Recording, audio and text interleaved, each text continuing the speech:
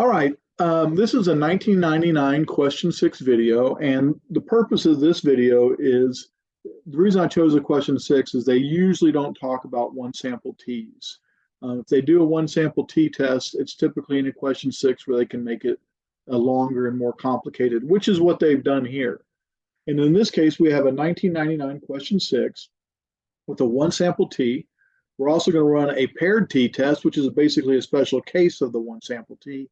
And we're going to take a little look at regression. So this is quite a long problem. All right, so researchers want to see whether training increases the capability of people to correctly predict outcomes of coin tosses. Each of 20 people is asked to predict the outcome, heads or tails, of 100 independent tosses of a fair coin. After training, they are retested with a new set of 100 tosses. All 40 sets of 100 tosses are independently generated. Since the coin is fair, the probability of a correct guess by chance is 0.5 on each toss. The number is correct for each of the 20 people who were as follows. So each one of these people had 100 tosses, and this is how many they got right. This one got less than half right. This one got, and this one got, and then they later got more than half. Now, please keep in mind, if they're tossing it 100 times, we would expect our expected value would be 50. Now, some are going to be above 50, some are going to be below 50. So the very first thing I need to do is take all this data and input it into the calculator. So this list is L1, and then this list, the afters, will go into L2. Now, I'm not going to need them all at the same time, but that's laying it out for me. So once I have that information in there, and I should make sure that I actually do, should look something like that. So you see 46 and 61 paired together all the way down. So, and I can check it because they tell me that I have a check value of 1126 and 1120. So if I go to stat calc one var stats and I just press L1, I go, oh, my sum right there. If I sum them all up, I get 1120. If I go to stat calc one var stat and then go to L2, hopefully I have 1126. So I do, so I don't have a data entry error, so we're good to go. So the question is, part A is, do the data suggest that after training, people can correctly predict coin toss outcomes better than 50% expected by chance alone? Give appropriate statistical evidence to support your conclusion. So it's interesting that they want to bet greater than 50%, and yet we're working with means. That's kind of cruel and unusual, but it is what it is. All right, so this one got 61 right, etc. So I have all these X's, and I'm going to need to take an average. So I'm going to go ahead and flip over to the next page so you can start seeing what I have. What I expect is what we talked about, is I expect you to be able to guess 50.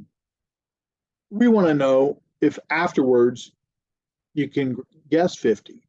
So I need to be very specific in my defining the parameter. So let mu equal the true population mean number of correct coin tosses predictions after training.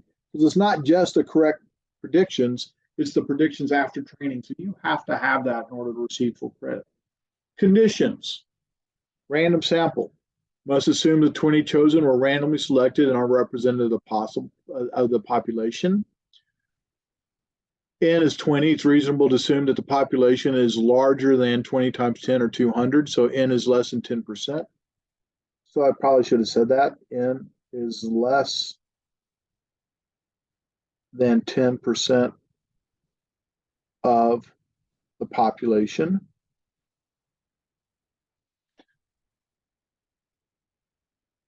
And then I need to check for normality. All right, so with normality, I need to verify that this data is reasonably symmetric and with no outliers. Now, we're only caring about the after. So these are the coin predictions after training. So this probably should say correct coin predictions after training.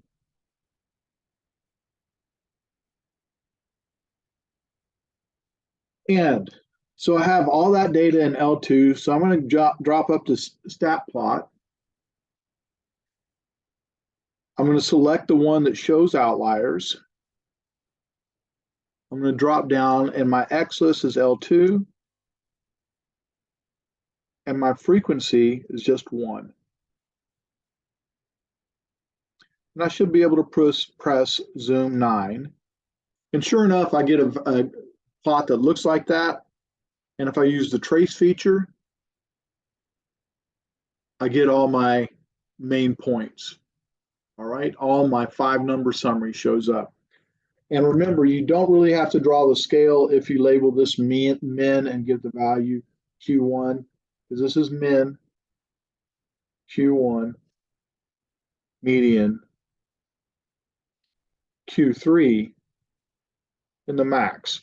Now, this distance from here is about the same as here, not substantially different. So reasonably symmetric with no outliers, no extreme skewness. So it's okay, it's normal enough to proceed. Well, what are we proceeding with? We're proceeding with a one sample t-test. And that makes sense because we only have one mu. So it's a one sample t-test, and we're doing it for means. All right, so how do I go about doing this? Well, at this point, I kind of speed things up and go stat test and go ahead and run a t-test. Now I have data, so I need to highlight the word data. And then it's going to ask me for my claim. My claim is 50.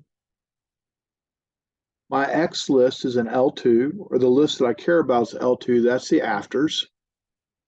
And we want to know if it's greater than the mean. And when I do that, I get a t-statistic that's pretty big, 5.96. I wrote 5.93, but it's pretty close. And I have a p-value that's super, super small. Be really careful. If you have a p-value that looks like it's greater than 1, you have an error. You need to put zeros in there, which is what I have. And since I have -6, that means I need 5 zeros. So that's approximately 1. Excuse me, approximately 0. And 0 is less than 0.05, so we're going to reject the null. One thing I didn't show here that I should have is I should have showed where I plugged in. So I need to show my plug-in values to t equals x bar minus mu. Well, where am I going to get those? Well, we know the mean is 50 because that was already given to us. But they give me, oh, there's my x bar. So my x bar is 56.3.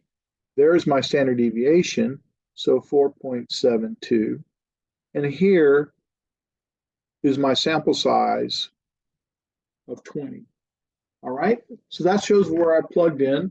When I solved that, I got 5.93 with that p-value. That's a tiny p-value, so we're going to reject.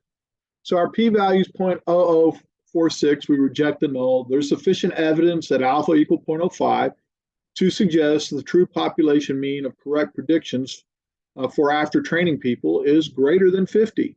So it looks like we have pretty good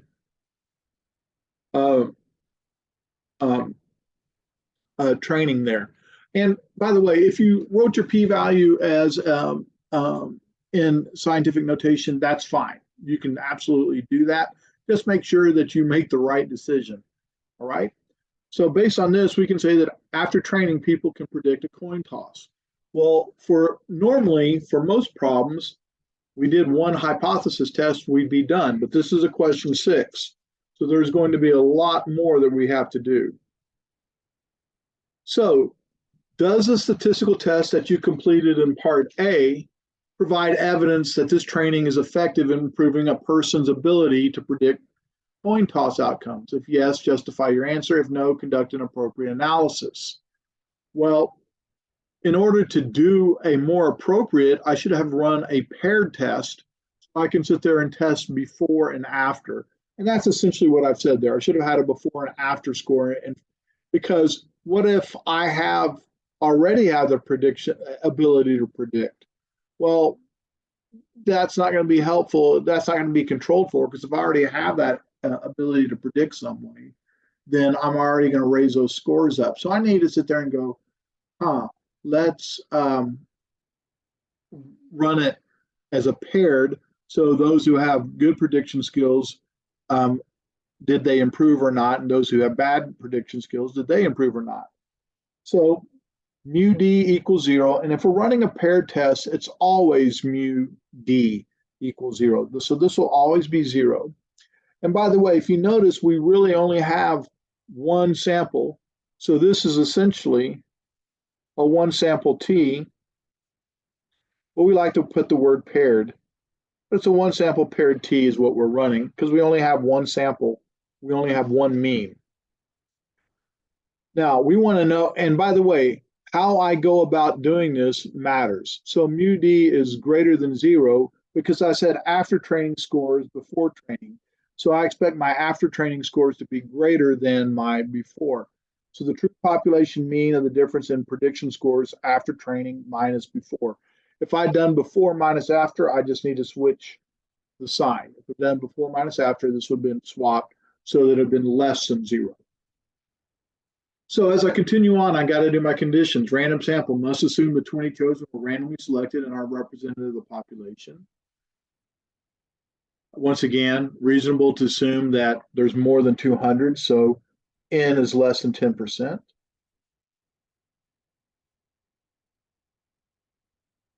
And I need to check normality, but what I need normality of is the differences in coin predictions after minus before. So in this case, I'm going to go to Stat, Edit. I'm going to go up to the very top. Now remember, my after is an L2, so second 2, that's after, minus L1, second 1, that's my before, and I get these values. All right? Well, at this point, I need to go do a stat plot, so second stat plot, enter, drop down, and it turns out that my values are L3, so I need to change that to L3. And I can press zoom 9. So I end up getting this graph, and I look at it and go, it's somewhat skewed, but it's not excessively skewed, and there are no outliers. So if the skewness bothers you, and it does, to me, it bothers me a bit, so I'm going to say it's not extreme. I personally think it's a bit extreme, but anytime you get a graph that's pretty far off, you still need to run it, even though this one looks pretty extreme. Say not excessively extreme, not super extreme, whatever you need to, you're going to have to run the test anyway. They just need to know that you know that that's one of the conditions. So at this point, I write down my formula, and remember the t was x bar minus mu s divided by the square root of n. Well, here I'm just going to drop d's all the way around for the differences. So once I've done that, I need to have plugged in, which I didn't do. So we'll have to come back and do that. But before I do that, I'm going to go ahead and run my test. So stat, test, t-test. But this time I'm not working with, this time I'm also working with data. So my data needs to be highlighted. My mu, oh, we changed it. It's 0. And my data is in column L3. Now we kept this as a greater than, so I don't have to switch that. And I end up getting a t statistic of 0.196 and a p-value of 0.423. Well, that p-value is greater than any reasonable alpha, so I'm going to fail to reject. Having said that, I still need to plug in. Well, my plug-in is going to be t equals, well, we know the mu d is 0. We have x bar as 0.3. That's x bar d. We have standard deviation of d is 6.837 over the square root of 20. So that's my work shown for plugging in. So as it turns out, our p-value is 0.423. We failed to reject the null. There is not enough evidence that alpha equal 0.05 to suggest that the true population mean of the differences in prediction scores after training minus before training is greater than 0. In other words, we don't have enough evidence to suggest that training will help individuals predict coin tosses. Now, the reason I say mean of the differences is essentially we took this minus that and this minus that, and we found all those individual differences, and then we took the average of them. So the average of the differences would be the same as saying the mean of the differences. All right, if that's not enough, we still have a part C. In part C, I actually added to it a little bit. It said, would knowing a person's score before training be helpful in predicting? Predicting is kind of a key word. If I see the word predicting, I kind of start thinking, that's probably going to have to do with regression, because in regression is where I do my predicting. His or her score after training. Now, I only had to give one method, and I've given 3. And the reason why is I thought it'd give a good review of regression. So first off, if there was prediction, I would expect my scatter plot to show a trend, a positive trend, a negative trend, whatever. I would expect some sort of trend. The question, you go, well, they didn't give us a scatter plot. And it's like, no, they didn't, but we can create it. So we go to second stat plot, and we drop down to the very first graph, and all of our pre-training minus post-training scores are here. So our X-list is an L2.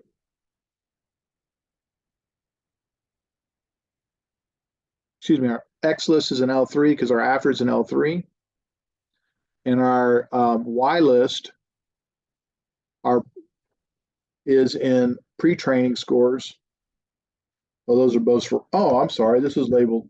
So post-training scores were in L2, pre-training scores were in L1. So I need to make sure that those match. Second 1, second 2.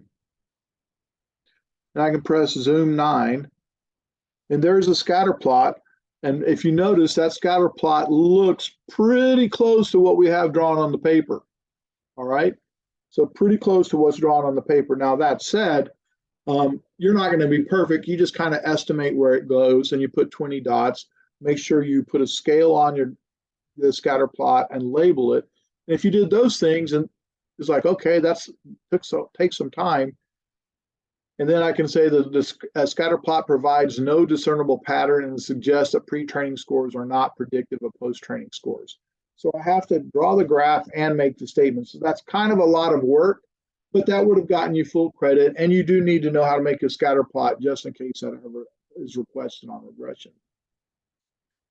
Then I talk about the correlation coefficient. Actually, I talk about the coefficient of determination. You're like, where did you get that from? That's a really good question.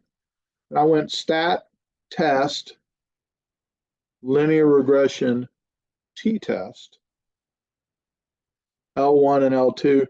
Make sure this is always not equal. Alpha followed by trace. And I ended up getting an R squared, if I scroll down, that's really, really small. I got an R squared of 0.000396. Well, that means about 0.0396% of the variation in training scores can be explained by pre-training scores. So the before score provides almost no predictive value. That one's actually pretty quick once you have all the data in the calculator. So that's one way. So this is question 1, question 2, part 2. And the third way is, well, we could do a hypothesis test. If we did a hypothesis test, beta 1 equals 0 and beta 1 does not equal 0. Got to define beta 1 if we do that. Beta 1 is the amount of change in post-training scores for a 1-unit change in pre-training scores, because that's my slope. If it's 0, there's not a linear relationship. If it's not 0, there is a linear relationship. Well, when I ran that test, I got a t-statistic, and my t-statistic is 0.084, and I had a p-value of 0.9336. That's a huge p-value. And so consequently, I failed to reject a null. So there's my statement. Our p-value is 0.934. We failed to reject the null. There's not enough evidence at alpha equal 0.05 to suggest that there's a linear relationship between pre-test and post-test scores. So once again, pre-test scores are not predictive of post-test scores. And so this would be method 3. I'm saying that this one would, for the AP test, they would have been fine with this, but I think you need to be able to know how to do all 3. So I thought I'd take this moment to do all 3. Besides that, I thought it might help out on regression that we will get to further on in these videos. All right, thank you for watching that one, and I hope you stick around to catch the next one as well.